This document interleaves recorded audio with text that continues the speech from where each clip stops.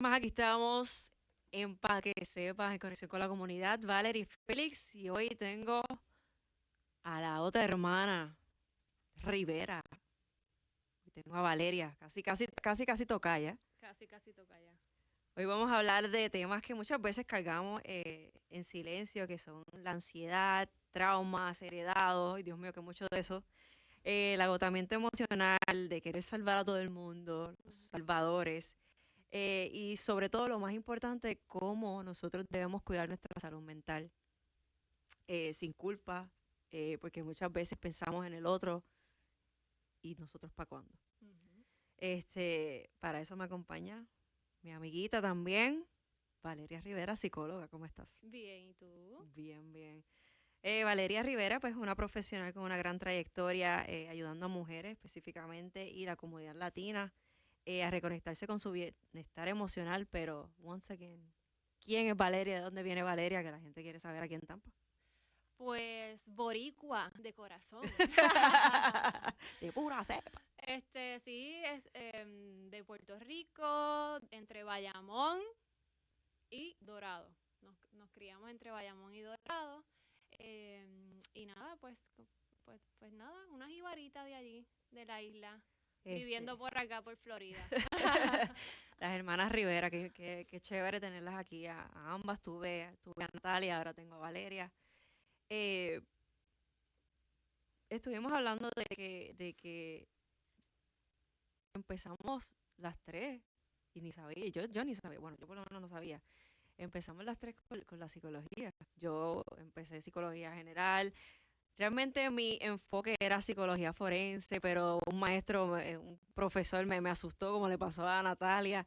Y ya luego, cuando iba para la maestría, dije, voy a entrar por aquí, Ujú. pero quizás termine en otro lado. Y entré por ahí y me gustó y me encantó, que fue lo de la psicología industrial organizacional. Okay. Eh, Valeria, ¿a ti qué te inspiró dedicarte a la psicología? Yo empecé en la UPI el bachillerato en lenguas extranjeras. O Mira sea, para que allá. yo me veía allá en la ONU traduciendo de japonés a español y Yo toda empecé esa en cuestión. biología y de cómo terminé en psicología, pues no sabemos. Pues a todos nos pasa, pero a mí me pasó que fui con mis padres que estaban siendo de voluntarios para hacer unas pruebas a posibles em, pacientes. O sea, se estaban haciendo unas pruebas para detectar si estas personas tenían VIH-Sida. Entonces, a mí me tocó ser la que cogía los cuestionarios, hacía las preguntas, yo tenía que escuchar El atentamente las intake. historias, hacer todo este Sí. intake, y yo decía, contra, esto me gusta.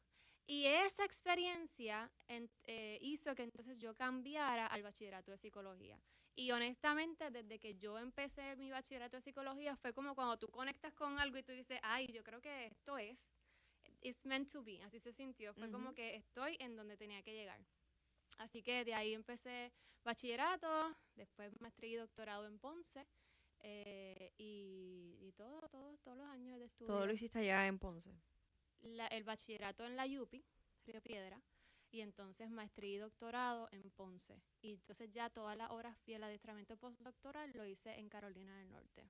Ok, so tú Sí, también sí. cruzaste el charco para Yo hacer crucé par el de cositas. charco, lo crucé. ¿En qué áreas te especializas o con qué tipo de pacientes normalmente trabajas más? Con adultos. Yo trabajo con adultos, trabajo mayormente lo que es el trauma complejo, ansiedad, depresión y también todo lo que son los trastornos del sueño. Wow. Creo que esto se trabaja con medio mundo, porque yo creo que eso es lo más que está, vamos a ponerlo así, ni que de moda. Sí, Este, sí, sí. ¿Qué te acompaña sabes, qué te apasiona, qué te inspira Ujú. de acompañar a las personas que en su proceso de sanación, que están pasando por todo esto y tú ver ese proceso de cómo van mejorando poco a poco? Sí. Eso es para mí una de las cosas más satisfactorias de la profesión. Y es también saber que yo no solamente como psicóloga estoy impactando esa única persona, pero también estamos creando una sociedad, cuando hablamos de salud mental, una sociedad más saludable, porque yo trabajo con una mamá, por ejemplo, pero yo sé que esa mamá va a ser mejor esposa, mejor madre, mejor persona, entonces Indirectamente también afecta a la familia. claro, y entonces va formando una sociedad, cada uno poniendo su granito de arena, uno puede ir formando una sociedad que sea más saludable. Así que para mí, cuando llega una persona que también lleva una carga emocional de años y se relaciona con emociones incómodas desde de una forma problemática, cuando yo empiezo a ver que la persona empieza a aceptar todas las emociones, empieza a ser flexible, empieza a ser compasiva, para mí también eso es como, wow, qué brutal, qué lindo lo que estoy haciendo, entonces me llena mucho. No, y más en una sociedad que nos dice tienes que ser fuerte, las emociones tienes que guardártelas porque no hay tiempo para eso. Sí. Y vemos estos adultos, incluyéndome, y que llevamos arrastrando cosas, ¿sabe Dios desde cuándo? Hay personas que ya lo han bloqueado tanto que dicen, mira, yo le tengo miedo a esto y yo no sé ni por qué. Sí. Porque es que pasaron por esa situación, ya sea por tanto o que fue tan fuerte que lo bloquean Sí. y realmente lo olvidan. Sí. Lo olvidan de forma consciente, pero acuérdate que nosotros nos manejamos mayormente por todos estos procesos inconscientes y nuestro cuerpo lleva la cuenta de todas las cosas que nos han ido pasando inclusive antes, de las cosas que han pasado antes de yo nacer, de las cosas que ha sufrido mi familia. Así que los eventos históricos. Así que para mí es una satisfacción bonita trabajar en lo que hago. Sí, y eso va también, uno dice, ay, me duele la rodilla, pero es que a mí no, yo no me he dado, pero es que no es que te diste ayer. Es que, sabe Dios, una caída de hace años atrás y todavía igualmente pasa con lo emocional, con la mente. Sí. A mí me ha pasado que hay veces que yo estoy normal y de momento empiezo a llorar y yo, pero ¿y por qué yo estoy llorando?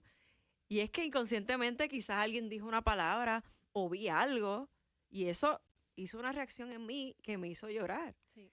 Y muchas veces la gente, como dije, yo también me quedo, pero ¿y por qué yo estoy llorando si no me está pasando nada ahora mismo? Sí. Pero no necesariamente es que te pasa ahora, sino que algo triggered something in you Exacto. y hizo que llorara. Y vivimos en una sociedad en donde si alguien te ve llorando, te van a decir, no llores, no, porque tú lloras, no llores. Y es como que sí, está bien, llora, estás molesta, está bien, moléstate. Y si no tú sabes por qué sabes. llora, llora como quiera, olvídate, Llora sácalo, y- por algo y- estás llorando, ¿no? Después lo procesamos, pero es necesario, es necesario. Lo que pasa es que esta sociedad tiene fobia. Yo digo, tiene, de verdad, por decirlo un concepto bien más liviano, pero yo creo que hay fobia a emociones incómodas. Como que, uy, miedo, no. Uy, la culpa, no, eso no. No se puede Felicidad sentir. nada más. Es como que no, vamos a entenderlas porque vienen con intenciones buenas. Así que sí. Sí, a muchas mujeres les pasa que viven cansadas con el día a día, entonces sin querer están irritables todo el tiempo, sin energía, y no saben que en realidad es que están lidiando con ansiedad o estrés crónico.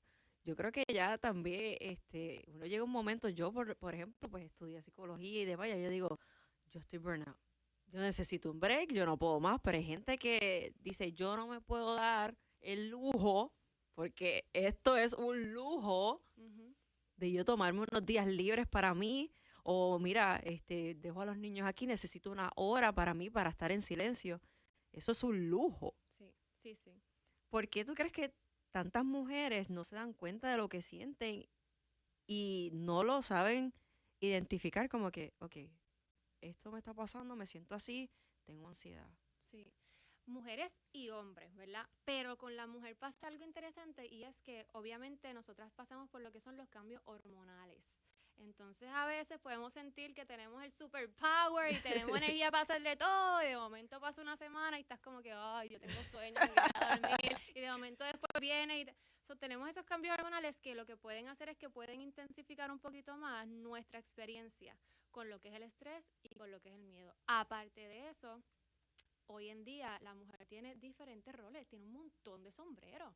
Se espera que la mujer sea esa figura principal que sostiene la casa, la que sostiene también la crianza de los hijos, pero también ahora tú tienes que ser exitosa y tienes que tener tu trabajo y tienes que Y no también te puedes ver débil. y tienes que estar bonita y tienes que estar fit y cuando vienes a ver tienes tantas cosas que vas y estás como que tú sabes, ¿cómo es que se dice? A las millas Y cuando vienes a ver, ya estás en el burnout o ya estás con una ansiedad que muchas veces la empezamos a notar por dolores crónicos o porque fui al médico y me dijeron que tengo problemas con el corazón o porque de momento ya no estoy durmiendo bien. Y entonces es el cuerpo el que se encarga de hablar por ti y Los decirte, granitos, todo esto tiene que ver. claro, el cuerpo es el que se encarga muchas veces de hablar lo que tú no te estás dando oportunidad de hablar con palabras, de darte ese espacio, como tú dices, de decir, mira, espérate, necesito cogerlo con calma. Muchas veces, como ya nuestro sistema y el cuerpo lo está viendo primero que nuestra conciencia, muchas veces el cuerpo nos manda esos mensajes y nos dice, mira, cógete un break, nena, vamos a enfermarnos, a ver si por lo menos enferma te estás tranquila, ¿verdad? Literal. Sí. Yo creo que eso me pasa mucho a mí, como que me dicen que mucho tú te enfermas y cuando yo vengo a ver es que no he descansado. Sí. Y hablando por esa misma línea, ¿cuáles son los síntomas que tú dirías que son más comunes que solemos ignorar y o confundir con simple cansancio, pero realmente pueden ser más que eso? Sí, pues los físicos, los síntomas físicos que muchas veces, como te digo, pensamos que es que, ay, que yo tengo que ponerme a hacer ejercicio, o es que, pero todo lo que son problemas cardíacos, condiciones del sistema inmune, se ha visto, ya se ha estudiado mucho que está bien relacionado con procesos emocionales que no te has dado la oportunidad de sanar, dolores de cabeza, las migrañas, el cansancio, los espasmos, o sea, Pero acá, ¿tú estás hablando de mí o cómo es la de cosa? ti, de mí, de todo, mira, esos son síntomas físicos, pero también de momento, cuando tienes ansiedad versus el estrés, pero la ansiedad es más como esta sensación interna que tú dices, es que siento que algo va a pasar. Es como, de momento, si tú tuvieses este pana que es bien intenso y te está enviando como que 20,000 textos, te está llamando cada minuto y te va a decir, mira, tú vas para el supermercado, cuidado, y tú como que, loco, bájale. Ajá. Yo voy para el supermercado, ¿entiendes? Pero es esa experiencia interna de sentir que esa alarma que todos tenemos está como súper activada. Se prendió la alarma de tu cocina y no se apaga. ¿Ok? So, Y estaría bien chévere. en que Claro, estaría chévere si hay un fuego y la alarma se prende y tú la puedes apagar y fue chévere porque en verdad había fuego. Versus se prendió la alarma y ahora ¿qué hago? No se apaga y la realidad es que está dañada, no hay fuego. Eso es como el equivalente a la ansiedad. Que tenemos que, en vez de ignorarla, que es lo que mucha gente dice, nena, no, ansiedad no, uy, echa para allá. Es decirle, echa para acá ansiedad, déjame ver, qué está pasando, ¿verdad? Y relacionarnos con eso de manera distinta porque quien viene con un mensaje, lo que pasa es que a veces se va como muy intensa. como la película de Inside Out, Sí, ansiedad, que eso es, olvídate, esa es exacto. la que hace revolú ahí. Y Literal. también que hablando de lo que es las mujeres, a mí a veces hasta me molesta que tú estés irritada un día, lo que sea. Tacho, esta va a caer, Sí, esta va a caer, o no te han, como vulgarmente, no te han dado, mija, ¿qué pasa? sí, Y entonces no tienen en consideración de que hay muchos otros factores además de eso. Yo creo que es algo que siempre están pointed out de las mujeres, y esos cambios hormonales que nadie entiende. sí. Yo creo que sí. ni nosotros mismas a veces entendemos. Sí, y muchas veces también, y ya se ha estudiado, que muchas veces las mujeres, yo creo que los médicos, gracias a Dios, ya están como que tomando más conciencia de dar un approach holístico, pero muchas veces uno va al médico y es como que, sí, pero ¿qué más? Tú sabes, pero ¿qué más? Y muchas veces olvidan este aspecto emocional de integrarlo, ¿no? Pero es que todos tus laboratorios salieron Se ven bien. bien. Lo que tú tienes, pues nada, todo está bien el próximo año. Por darte un ejemplo de algunas maneras en que podemos ser invalidadas.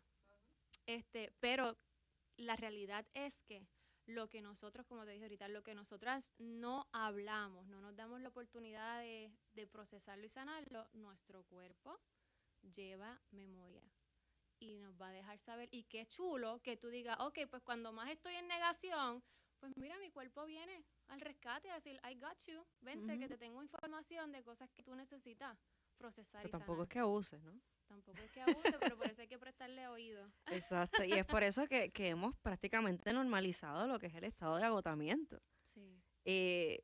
¿Por qué tú crees más que todo esto?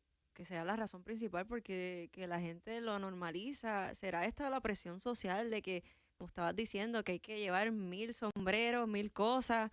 Y entonces la gente no se está permitiendo sentir, no se está permitiendo descansar, no se está permitiendo nada prácticamente. que no sea aceptado por la sociedad, que no sea aceptado. Porque si tú eres madre y te tomas un día libre que no quieres estar con el niño, eres mala madre. ¿Cómo tú no te vas a preocupar por tu niño? Y llevan esa presión de que tú quieres dejar a tus niños con otra persona por unos días para tú hacer un restart. Sí. Mira, no, tú no puedes, te divorciaste, tú no puedes tener otra pareja, tú te tienes que enfocar en tus niños porque esos son los que... Y tú como mujer, tú también lo necesitas. Sí, es como tú vas a lo último. Si hay tiempo, si te queda algo de energía, entonces tú puedes venir y pedir un poquito, ¿verdad? De atención para ti. Y no debería ser así, claramente no. Yo pienso también que las redes sociales, mano, tienen sus beneficios, pero también uno se conecta y uno empieza a ver la fantasía de vidas que muchas personas crean y te da esta sensación de que, ay, yo me estoy quedando atrás, tengo que hacer más. Y eso también nos puede tener como siempre pensando en como que lo que yo estoy haciendo no es suficiente. Porque si siempre me estoy mirando a través del lente de la vida del otro, siempre van a haber huecos en donde voy a sentir que me falta para hacer o hacer lo que esa persona está haciendo. Y en ese aspecto tenemos que ser compasivos y a enfocarnos en lo que realmente es significativo para mí. Exacto. Olvídate del que tiene allá 100,000 seguidores o de la tiktokera que está haciendo esto. ¿Qué es significativo para ti y cómo tú creas ese balance? No dejar también ese sentido de culpabilidad, que era lo que estoy hablando. Especialmente en este caso que di el ejemplo de las madres, siempre las hacen sentir culpables si ellas quieren, mira, dame un ratito para hacerme aunque sea las uñas. Sí. Me quiero hacer el pelo. Sí. Y las hacen sentir culpables porque simplemente están pensando de... Yo creo que mucha gente, especialmente los hombres, no entienden lo feliz que a uno le hace hacerse las uñas. Sí. Y no es porque las uñas, es que es como que un tiempo para ti y y entonces tú te miras y te sientes más linda y todo, y simplemente por un esmalte que te pusieron en las uñas. Sí. Y la gente como que minimiza ese tipo de cositas sencillas que las mujeres en este caso necesitamos para, Sí. ¿sabes? Una vez al mes, aunque sea. Sí, yo a mis clientas le digo, mira, si te da culpabilidad, llévate la culpa para el beauty, dile, vente, con culpa, vámonos al beauty, vamos a hacernos el pelo, porque muchas veces si decimos, no, yo no quiero sentir culpa, pues lo que vamos a hacer es que estamos evitando una emoción, un proceso. Así que le digo, ¿salió la culpa? Ok, está bien, no siempre la emoción va a tener la razón, pero está ahí. Exacto. Pues llévate la culpa por el beauty y ya tú verás que mientras más te vayas exponiendo a ese autocuidado, la culpa va a ir entendiendo que actually eso está bien, que eso Tú es lo importante. necesitas.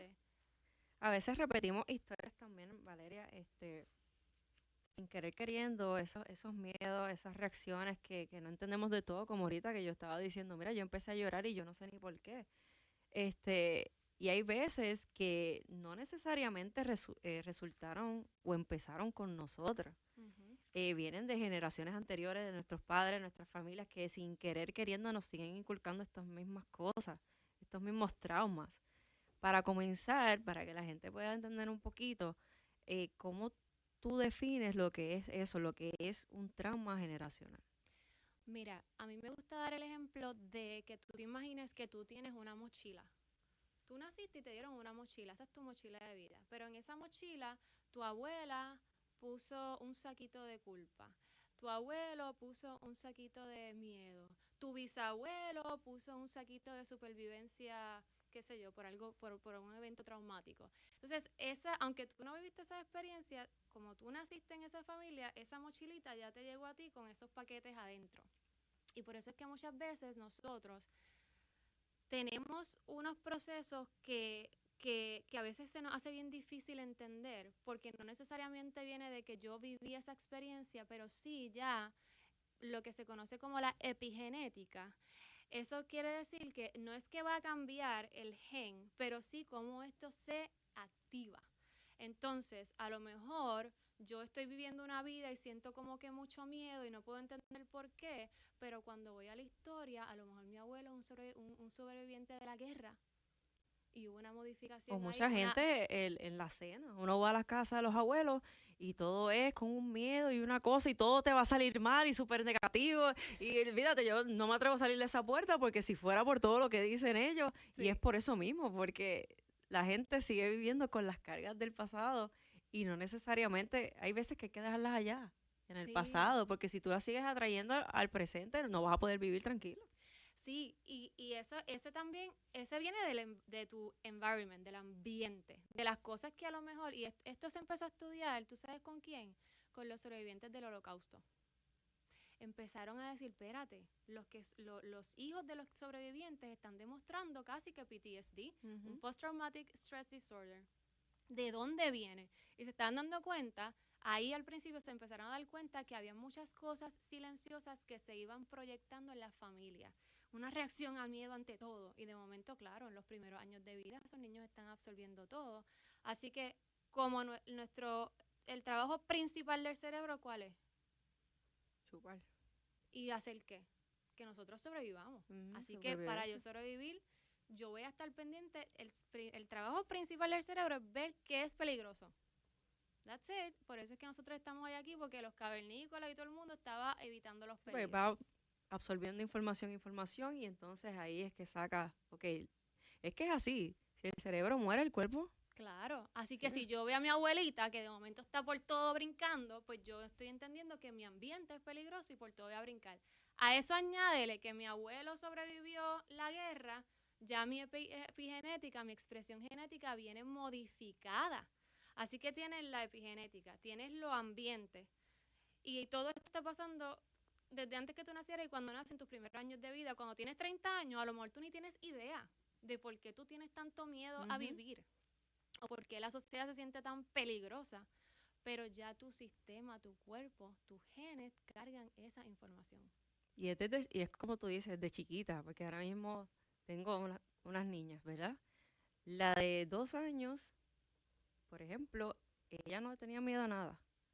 De momento esta niña empieza a decir, tengo miedo, tengo miedo. Y tú, pero ¿de dónde sale este miedo si ella no tenía miedo a nada? Entonces empiezas a escuchar a la hermana, tengo miedo de esto. Sí. Entonces la chiquita está escuchando que a esta le tiene miedo vamos, a la oscuridad.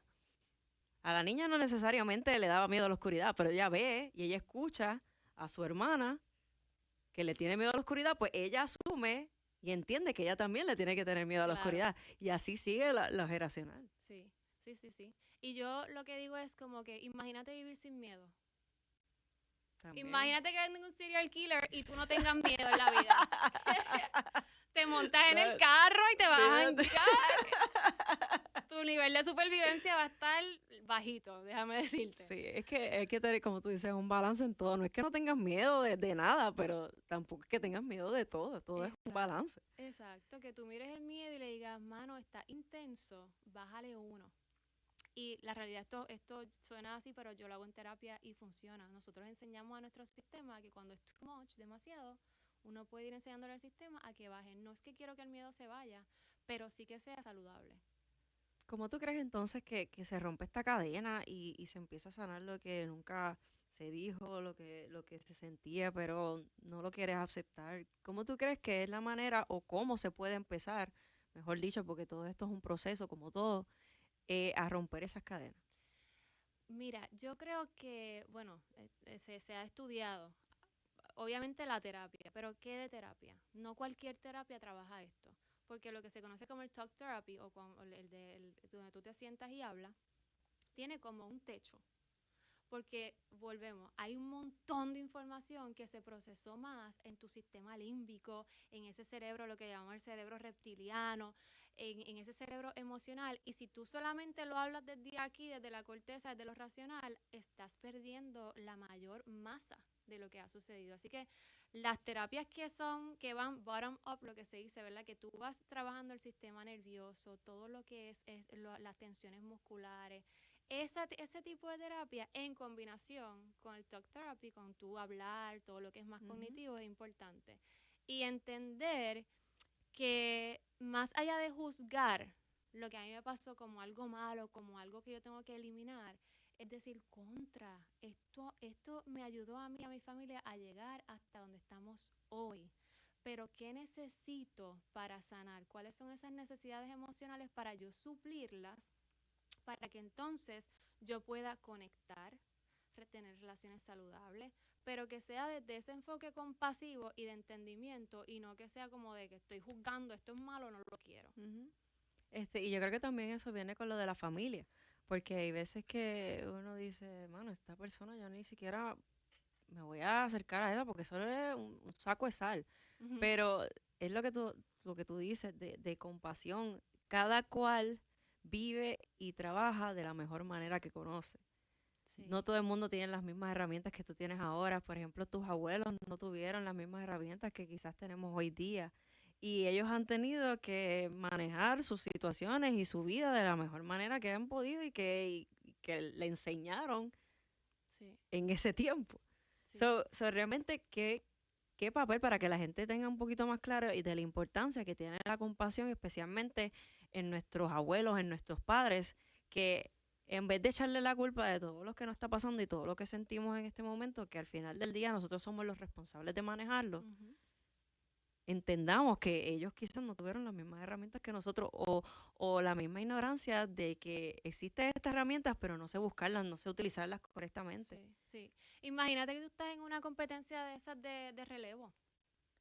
De momento el que viene detrás de ti ya está cansado, pero te pasa la batuta para que tú sigas y puedas llegar hasta la meta. Y eso pasa con nuestra familia. Mis papás me dieron lo que podían. Ujú. Ahora yo sigo para cuando yo llegue allá y ahora que yo soy madre, mi hijo tenga más herramientas y esté más cerca de la meta de que queremos ser saludables holísticamente. Si mis padres no me hubiesen dado las herramientas que yo tengo hoy, pues a lo mejor yo no pudiera correr tan rápido como estoy corriendo para dárselo a mi hijo. Exacto.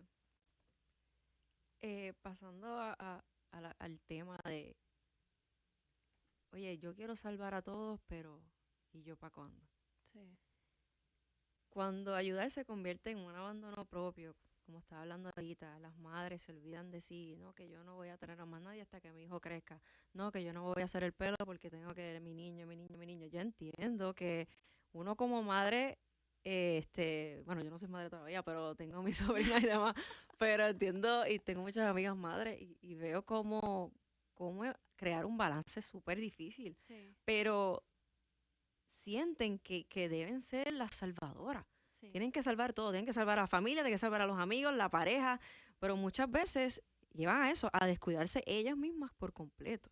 sí.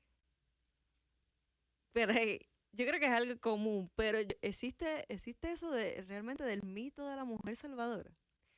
Sí, es como algo coloquial que se utiliza, no es que lo vas a encontrar en el DCM-5, ¿verdad? Ajá, Que es nuestra guía sí. de dar diagnóstico.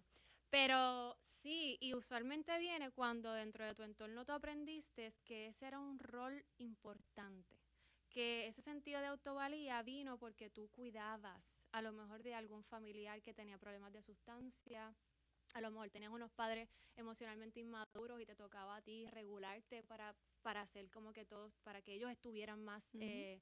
centrados y más organizados, porque eso te provee más seguridad. Imagínate un niño que está viviendo con un padre emocionalmente inmaduro, que de cualquier cosa, tú sabes, se desregula, sale de atrás para adelante, ese niño de seguro aprende a decir, ok, espérate, ¿qué cosas yo puedo manejar a mi alrededor para que mami, papi no salgan de atrás para adelante? ¿Por qué? Porque así yo me siento más seguro, creo más estabilidad, esa sensación de control.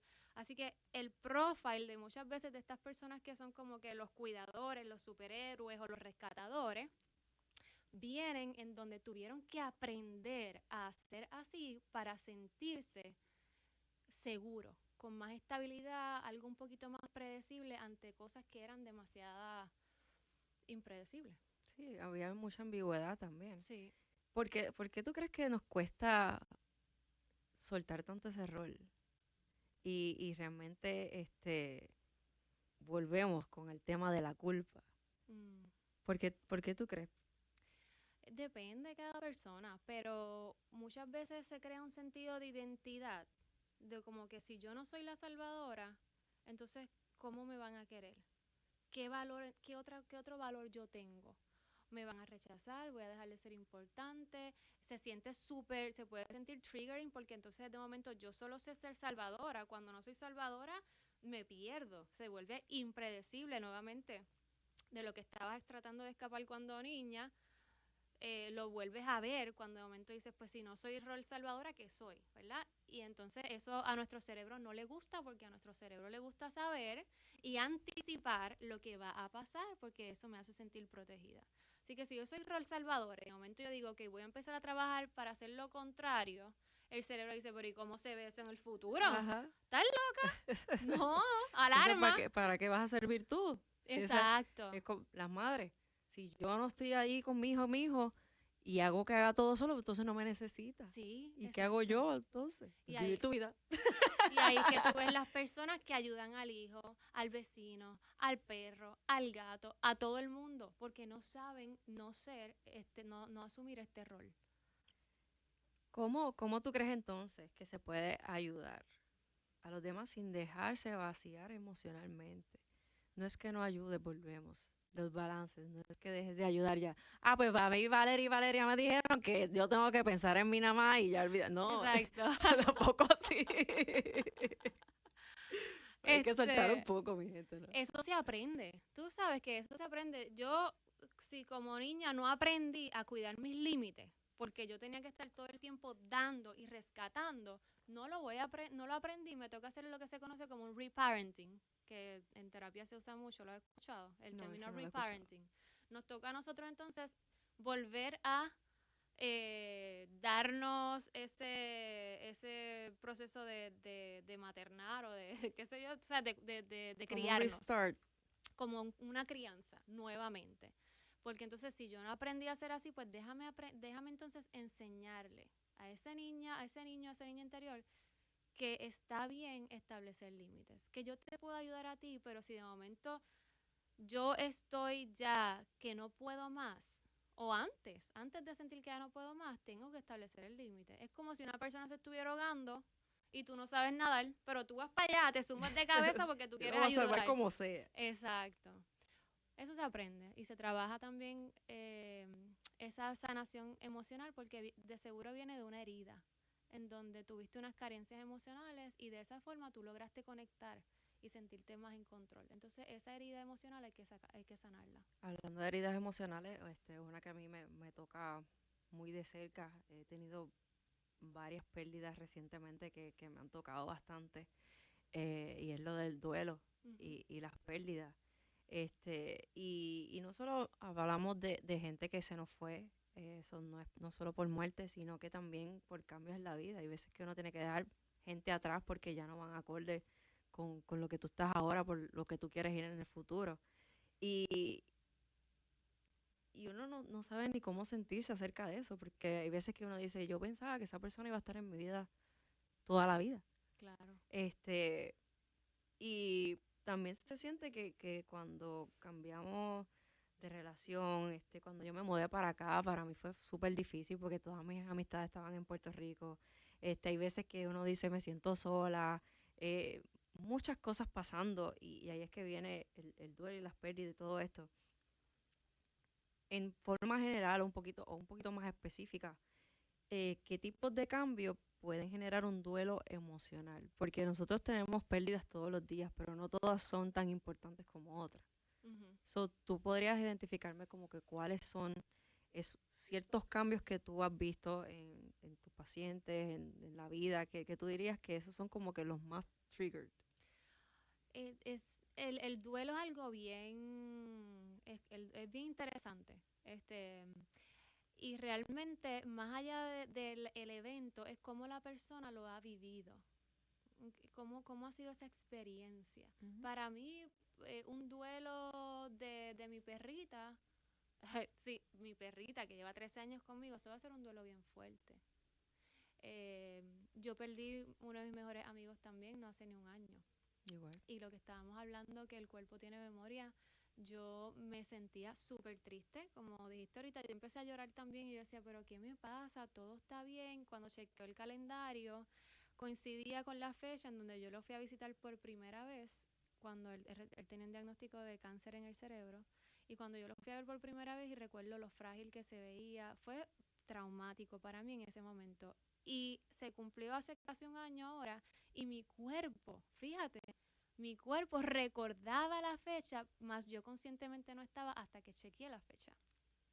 Así que los duelos son bien locos porque tú pasas por diferentes etapas sin ningún orden en particular, Ujú. y parte de lo que uno tiene que hacer es saber acompañarse sin tener que ponerte una presión de que, esto tiene que acabar ya pasé por todas las etapas de duelo, ya llevo 1 año, ya estoy Sí, bien, sacar el porque checkmark. todavía... Ya pasé esto, voy para la próxima etapa. Exacto, y hay veces que uno dice, pero es que yo no pienso que esto me haya, no es tan grande como para yo tener este duelo.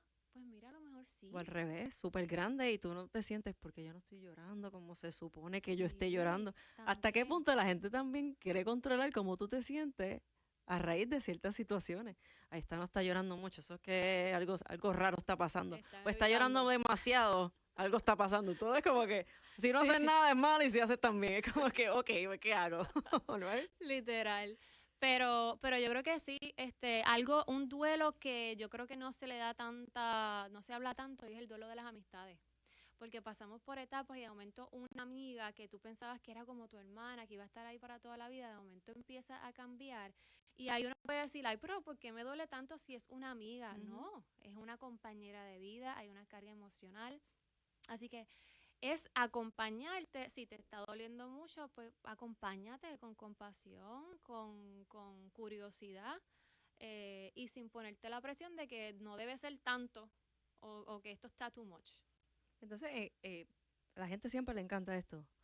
¿Cuáles son los tips? ¿Cuáles son las herramientas prácticas que tú recomiendas para procesar estos duelos un poquito más fácil, estos duelos silenciosos que uno dice? Ujú. ¿Cuáles tú dirías que son las herramientas que uno tiene que tomar en consideración? Mira, con el duelo pasa mucho que uno tiene flashbacks, ya sean flashbacks emocionales, como que de momento te sientes que estás pasando nuevamente ese dolor o estás recordando alguna memoria. Así que una de las cosas que yo digo es, trabaja mucho en la atención plena. Cuando de momento te venga un flashback, trata de traer tu atención plena al momento presente. ¿Qué está pasando? ¿Qué hay alrededor tuyo? Mira los detalles de a lo mejor un cuadro que tengas cerca, el agua que te estás tomando está fría o caliente. Utiliza tus sentidos para volver al momento presente con esa atención plena. A la vez que tú validas, la validación de las emociones y de tu proceso es importante. ¿Y cómo se ve la validación? Diantre, estoy sintiéndome triste por este duelo. La validación sería como que está bien sentirse triste, está bien. No tengo prisa de salir de aquí. Incomoda, claro, ¿a quién le gusta estar triste? Claro, pero es el proceso en donde estás ahora y sabes que en algún momento la tristeza, como todas las emociones, van a pasar. Entonces te acompañas desde esa flexibilidad. Y lo otro que siempre digo, si tienes una persona de apoyo o has pasado el duelo con unas personas, como por ejemplo cuando yo perdí a mi mejor amigo, tengo un grupo de amistades y muchas veces yo voy y digo, lo estoy recordando, me siento así, y Ujú. tienes esa red de apoyo. Así que esos tres tips por ahora. Mira cómo estamos viviendo estos tiempos que inclusive hasta ser feliz uno se siente culpable. Ujú. O uno dice, ¿no te ha pasado que hay veces que semana? Todo como que me ha salido bien toda esta semana. Algo va a pasar que olvídate que me subieron Sí, acá, que me van a dejar caer, que olvídate, me voy por el barranco con todo. sí, Porque también uno tiene la necesidad de que le tenga que pasar algo malo a uno y no simplemente disfrutar de esa felicidad? O también, tuve este logro. Ok, ¿qué es lo próximo? sí, Disfrútate el logro. sí. Llegaste hasta aquí, disfrútatelo, ok, de que quieres más cosas, claro que sí, eso está bien, pero si llegaste a esto que tanto te costó, ¿por qué nos negamos disfrutarlo también? No solamente todo es con la tristeza, la ansiedad y el estrés, sino también con la felicidad. Sí. Hasta eso mismo hay veces que no nos permitimos sentir. Pero eso también es aprendido, porque cuando yo tengo a alguien que me enseña a valorar mis logros, que me refuerza ese sentido de, wow, lo estás haciendo bien, mira qué importante, tómate un tiempo para reconocer esto. Ya entonces yo vengo con esa información emocional, pero si no me lo enseñaron o si no lo practiqué tanto, ¿verdad? Y era más como casos por aquí y por allá, pues realmente puede ser que no me sienta familiar haciendo eso y ya mi mente está adiestrada entonces a enfocarme siempre en lo próximo. Y cuando estamos pensando que algo malo va a pasar porque todo está bien, eso también es una respuesta a trauma Ujú. o una respuesta ante algo que puede ser un estrés crónico o ansiedad. Así que por, por eso es tan importante observarnos. ¿Qué me está pasando? Yo estoy notando que antes, cuando todo me sale bien, estoy sintiendo esta sensación. Pues obsérvalo con curiosidad, acércate. hacia eso porque está viniendo con una información de que hay cositas que hay que trabajar. ¿Tú dirías que este tipo de cosas se pueden ver, palpar mucho más en la comunidad latina? La negación. Todo esto de extra estrés que uno se causa a uno mismo, o también la cuestión de trauma generacional.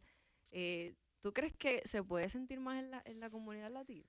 Bueno, hay un componente de comunidades que a lo mejor han sido marginadas o tienen historial, ¿verdad? De haber pasado procesos un poquito más traumáticos, ¿verdad? En donde sí se da que estamos un poquito más predispuestos a tener un cerebro que está sobreestimulado y siempre buscando el peligro, pero again, porque viene de ese sentido de supervivencia. En el caso de los latinos, hay muchas emociones que son como que, uy, echa para allá, Satanás. Sí. Tú sabes, estás sintiendo Sí. ansiedad, eso es del demonio, tú Ajá. sabes. Y es como que, no es del demonio. No. O como que, no, en casa. Flash news, we're humans. Yeah. O como que no, abuela, tú sabes que abuela nunca habló de eso. En casa no se aprendió a hablar de eso. Y eso se habla mucho también en las familias latinas. Como que aquí no se habla de tristeza. Aquí, mira, cuando yo Hay muchos temas que no se hablan en las familias latinas, ¿no? sí, yo un día estaba llorando y mi abuela estaba presente y mi abuela, no llores, que me pones triste a mí. Y yo como que, abuela, como que está bien. Indirectamente me siento culpable ahora porque estoy haciendo llorar a la abuelita. Exacto, no solo por mí, sino por ella. Así que sí hay un componente, por lo menos en nuestra cultura, en donde se le tiene mucho, otra vez, mucha fobia a estas emociones o a estos procesos que son incómodos. Pero la realidad es que nuestro sistema se hizo así con una intención buena. Yo siempre digo, cuando tú tengas ansiedad, no, eso no es del demonio. La ansiedad no es del demonio, la depresión no es del demonio. No, ese es tu sistema que fue creado de una forma tan brutal que cuando hay algo que no te está haciendo bien y tú no le estás prestando atención, el cuerpo, el sistema van a ponerse más ruidosos para que tú puedas sanar.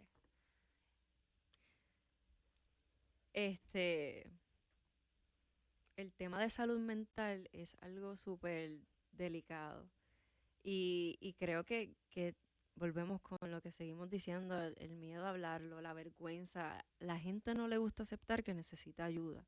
La gente no le gusta aceptar que está triste. La gente no le gusta aceptar que está en estrés, que ya no puede más. Y esto agrava la situación de salud mental, de por eso es que hay tanta gente jumping por cualquier cosita ahí en el supermercado, en la calle, con sus mismos hijos. ¿Por qué sigue siendo tan difícil hablar de salud mental? Especialmente nosotros que somos latinos, pues vamos a hablar de nosotros. Sí, yo creo que falta educación. Cuando tú entiendes, realmente cuando tú entiendes lo brutal que son las emociones, nuestros procesos internos, eso ayuda mucho a bajar estos estigmas y mitos que existen. Así que yo creo que hay buena educación, porque ahora hay muchos psicólogos, como dicen por ahí, que ahora todos son, tú sabes, los expertos en emociones y lo que hacen muchas veces es al revés, invalidar y poner más estigmas sobre los que son los procesos de salud mental. Así que yo creo que si nos educamos de una forma correcta, poco a poco ese entendimiento se va transformando también en esa compasión. Y si hay algo que yo quiero que todos mis clientes se lleven, yo siempre digo, si hay algo que yo quiero que tú aprendas y te lleves, es la compasión. A ser autocompasivo y mirar a los demás desde la compasión. Eso viene con la sanación emocional, eso se trabaja, no llega así solo. Claro. Pero yo creo que eso, un componente de educación es uno de los pilares que necesitamos. Yo creo que una también de las razones por las cuales la gente no busca ayuda es que dice, ¿cuánto me va a costar esto? Ay, sí. Y por eso prefieren irse a TikTok, 10 maneras de bajar la ansiedad, y sale un tipo. Y ese tipo no ni estudió psicología, ni estudió tres pepinos, simplemente se cree influencer y ya va uno. Exacto. No vayan a hacer cualquier videito de TikTok para bregar con su ansiedad, por favor. O sea, realmente sí existen recursos. Sí. Y creo que ese es otro de los pilares que yo tengo aquí en Para que Sepas, que la gente entienda que hay educación, hay recursos para todo. Sí. Es cuestión de buscarlo en las maneras correctas, en los recursos correctos. So, realmente sí existen maneras de tú tener terapia, de tener ayuda sin tener que pagar, ya que esto del dinero es algo súper preocupante en estos tiempos. Sí, las hay. Y eso que tú traes es bien importante porque hay personas que dicen, no, eso para mí no funciona. Yo lo traté en TikTok y para mí eso no funciona. Y muchas veces se frustran porque piensan que hay algo mal con ellos porque no funcionó lo de TikTok. Y la realidad es que a lo mejor no es lo que tú necesitabas, Ujú. a lo mejor no es una persona preparada a lo que tú estabas viendo, un profesional, y estabas viendo un disparate de sabrá Dios qué.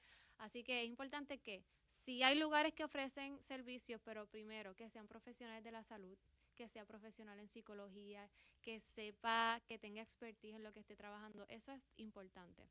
Las, déjame buscar aquí, la línea de 988, eso es para emergencia y eso es gratis. De momento yo me estoy sintiendo mal, siento que es too much y necesito llamar a esa línea, la puedes llamar, ¿ok? Al igual que si de momento hay alguna crisis, yo siempre digo 988 o sala de emergencia, en caso de que haya alguna crisis. Y también, si buscamos aquí, yo estaba ahorita buscando... Igual que las dietas. Si a aquella le funcionó la dieta de jugo verde, no significa que a ti te va a funcionar la que dieta del jugo verde. Tienes que parar. Tienes que parar. también si buscan NAMI, Orlando, ahí, Ese NAMI. NAMI por la sigla, si busca y dice Orlando, ahí vas a ver en esa página que te ofrecen una lista de recursos de servicios de salud mental gratuitos en caso de que no lo puedas hacer. Así que vamos a utilizar las redes sociales efectivamente y vamos a buscar recursos legítimos para poder atender, especialmente, no, de verdad a mí me tiene súper preocupada esto de la salud Sí. mental, cada día como que se pone peor y la gente se deja llevar por lo que no se tiene que dejar llevar o no trabaja lo que tiene que trabajar para que sea efectivo y poder mejorar. Sí. Simplemente es como que se desconectan o ya no le voy a hacer caso y lo pongo acá atrás y que se resuelva solo. Y muchas veces estamos vulnerables y con tal de tener algún granito de esperanza nos aferramos a cualquier cosa que no necesariamente es lo más saludable y nos puede terminar haciendo más daño. Así que los recursos, hay muchos profesionales y muchos recursos que también son accesibles o gratis. Hay que buscarlos. También a veces hay que poner prioridades. A veces yo sé de personas que gastan 150 en uñas, pero pagar eso por terapia no. O gasto $300 en un jangueo, pero pagar eso por terapia no, porque no le ven el valor Ujú. a eso. O se van de shopping porque el shopping es la terapia y gastan Exacto. ahí sus $300 sin entender que eso lo que está reforzando es, sí, un alivio inmediato, pero no resuelve el sufrimiento. Y no es que dejes de hacer, mira, en vez de 300, gástate 50 y lo demás ponlo en ti. Sí, es un proceso interno de decir, espérate, esto para mí tiene mucho valor, Ujú. qué cosas yo a lo mejor tengo que agendar y mover para poder tener este servicio. Este, muchos temas, incluyendo LGBT y todo esto, que son tan difíciles de hablar en la familia. Ujú. ¿Cómo tú crees que uno puede hacer un approach en cuestiones también de depresión? Porque hay gente que no se lo toma en serio. Ahí está, ya viene otra vez, esta que está triste, esta siempre se está quejando. La familia lamentablemente peca de eso, Sí. de señalar y todo lo demás. ¿Cómo tú crees que es la forma más efectiva? Volvemos con los tips. Este, que se puede abrir este tipo de temas en la familia sin causar conflicto o juicio, ya sea de depresión, ya sea de ansiedad, ya sea de tu identidad sexual. Conflicto, los conflictos no son malos. A lo que hay es que aprender a cómo resolver los conflictos, porque el conflicto lo que viene es de cuando tú tienes una relación y hay intimidad, se van a crear conflictos. Ujú. Así que lo que hay que aprender es cómo yo voy a tener este conflicto bien. Sí. Como hay un libro que es buenísimo que se dice como pelea bien, que es de Gottman y es para pareja. Así que conflictos van a haber. Ahora, el tema de la familia es tricky porque no todas las familias son espacios seguros. Entonces, hay veces que yo le digo a mi cliente, ¿cómo tú te sentirías hablando de este tema? Sobre todo si son unos papás que son emocionalmente inmaduros, que tienen algunas tendencias de ser hostil, hay padres que son narcisistas, así que no todas las familias son espacios seguros para traer conflictos o hablar de cosas que hayan, en donde hayan pensamientos desiguales. Ujú. Eso una. Pero si de momento sí es un espacio seguro, ¿verdad? Eso depende de cada persona, pero Pues traerlo con escucha activa. Es importante que yo escuche y que yo utilice mi no verbal también para dejarte saber a ti que yo te estoy escuchando de forma abierta. Quiere decir que puedo mover la cabeza diciendo que sí, puedo decir de vez en cuando, Ujú. ¿verdad? Hacer preguntas abiertas. En vez de una pregunta que sea sí o no, ¿tú estás de acuerdo? ¿Sí o no? Decirle, ok, fíjate, no lo había pensado de esa forma. Cuéntame cómo llegaste ahí. ¿Verdad? Y tratar entonces de escucharlo. Y aunque a lo mejor tú por lento estés emitiendo ese juicio, ¿verdad? Decir, mira, esto se me hace difícil, pero quiero entenderte. Entonces, que sea más desde el amor y desde el entendimiento, La compasión. aunque haya alguna parte que de momento genere juicio. It's okay, puede generar juicio, pero yo no tengo necesariamente que actuar en base a ese juicio. Ahí es que viene la autonomía de uno, decir, yo estoy emitiendo juicio, pero no voy a actuar desde ahí. Voy a actuar desde el amor y desde tratar de entenderte. Que ese es el problema también. Nosotros vivimos la vida escuchando para responder, no Ujú. escuchando para entender. Exacto, sí, Y sí, sí, ahí sí, está una gran diferencia de sí, cuando tú escuchas para responder versus escuchaste para entender. Y ok, tú siempre puedes tener tu opinión acerca del tema, pero realmente escuchaste a la persona o estabas escuchando entre líneas, pero a la misma vez pensando cómo le voy a responder porque la forma en que yo pienso es la que tiene que ir por encima. exacto, exacto. Y creo que ahí es que por donde tenemos que empezar a cambiar los patrones de que vamos a escuchar Escuchar y escuchar detrás del escuchar. y que no hay que siempre responder desde la emoción. Todas las emociones son válidas, todas, todas, todas, todas. Ahora, no todas las acciones son válidas. Yo puedo tener coraje con lo que tú me estás diciendo, ok, Ujú. siento coraje, pero yo no tengo que actuar desde el coraje, porque si yo actúo desde el coraje y te meto un puño, eso yo no lo voy a validar. Exacto. Esa responsabilidad de aprender a regularme, de decir, sí, tengo coraje, pero yo no tengo que actuar de esta forma tan agresiva, sino que puedo pedirte un espacio y decir, ok, dame un espacio, vamos a volver a hablar esto mañana. O sea que ese control y esa autonomía de nuestros procesos emocionales es clave para que se den esas conversaciones de forma saludable.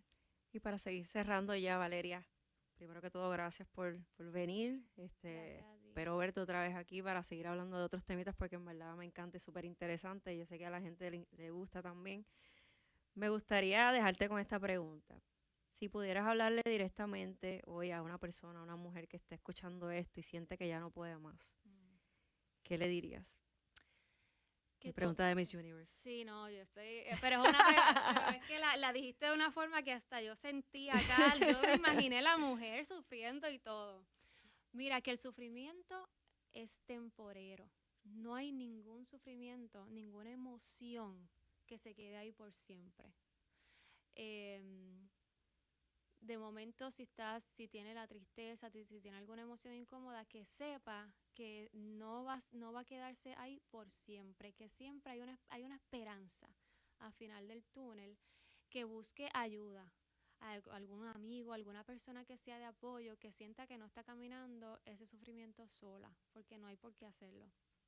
Puede ser una amiga, puede ser su psicóloga, Ujú. ¿okay? Alguna persona de apoyo y que vea lo que le está pasando en la medida que pueda, con compasión, que se mire con compasión. Hay mucha gente que se queda callada porque no quieren cargar a los demás. Pero tú no sabes, quizás tú no lo cargas, quizás tú eres también esa ayuda para esa otra persona para que no se sienta solo, que no se siente de esa manera solo. Sí, sí, Porque todo sí. el mundo piensa, esto nada más me pasa a mí, yo no me siento ahí. Cuando tú vienes a ver sin querer, o sea, sin darte cuenta, hay mucha gente pasando lo mismo que tú, pero nadie habla, nadie dice Exacto, nada. sí, y que se pueden acompañar, que te pueden entender. Y todos los que hemos ayudado a personas que son cercanas a nosotros, sabemos que muchas veces la persona que ayuda se siente también bien de saber que te está acompañando, de saber que está conectando contigo en ese proceso. Si de momento sientes que es una carga, ese mismo sentimiento de sentir que es una carga es un indicador de que realmente necesitas ayuda, de que realmente necesitas reach out a alguien y decir, mira, yo siento que soy una carga y este sentimiento de por sí es difícil Ujú. de llevar porque la hiperdependencia surge también de heridas internas. Si es algo que estás reconociendo y dices, no, pero es que yo puedo sola, yo no quiero pedir ayuda, eso de por sí es información importante que te está diciendo, a lo mejor hay algo que debemos cambiar aquí, a lo mejor hay alguien que debe venir a tu mente que pueda ser una persona segura con la que puedas empezar a compartir un poquito de lo que te está pasando. Bueno, gracias una vez más, Valeria. Si quieren más información, si quieren contactarte, ¿cómo lo pueden hacer? Sé que tienes redes sociales, sé que tienes el teléfono. El teléfono, tengo mi práctica de psicología que se llama The Honest Healing. El teléfono es 919-358-6645 y aparezco en las redes sociales como psicóloga _ Dr. Valeria Rivera. Ok, psicóloga _ Dr. Valeria. Gracias por acompañarme y gracias por recordarnos que hablar de salud mental también es parte del amor propio. Así es. Hay que quererse mucho, mi gente, hay que tener uno también, no solamente compasión por los demás, sino por compasión por uno mismo. Así es. Así que Gracias esto es a para ti. que sepas con Valeria y Félix. Será hasta la próxima.